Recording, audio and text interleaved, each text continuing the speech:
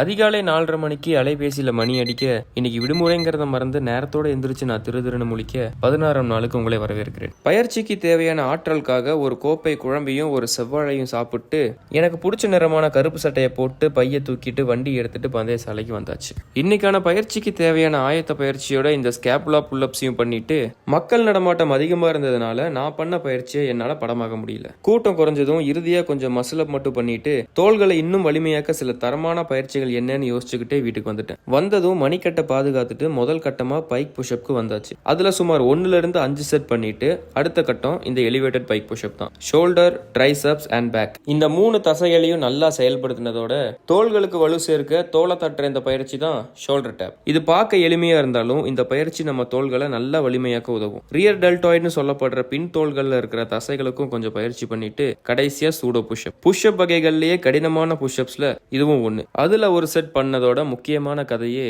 இப்பதான் ஆரம்பிக்குது. இதுக்கு முன்னாடி தரையில பண்ண ஷோல்டர் டேப்பை சிலந்தி மனிதன் மாதிரி செவுத்துல ஏறி அந்தரத்துல பண்ணிட்டு இறுதியா கொஞ்சம் வால் ஹேண்ட் ஸ்டாண்ட் புஷ்அப் பண்ணதோட என்ன பயிற்சி முடிஞ்சுதா? அதான் இல்ல. என்னோட அபிமான பயிற்சியான புல்லப்ல ஒரு செட் பண்ணி முடிக்கலான்னு பார்த்தா அதை தொடர்ந்து பண்ண ஆர்வம் அதிகமாயிடுச்சு. சரி, ஆர்வத்துக்கு அணை போட வேண்டான்னு பயிற்சியை ஒரு பட்டியல் போட்டு இன்வெர்ட் புல்லப்ஸ்ல ஒரு செட், நார்மல் புல்லப்ஸ்ல ஒரு செட் பண்ணதும் தோள்கள் வலிக்க ஆரம்பிச்சிருச்சு. அதனால ஆர்வத்தை விட ஆரோக்கியம் தான் முக்கியம்னு அதோட பயிற்சியை முடிச்சுக்கிட்டேன். பொருளை எடுத்து பத்திரப்படுத்தி பொறுப்பா முதல் மீன் எண்ணெயை போட்டு அதான பார்த்தேன். எல்லாம் சேட்டை.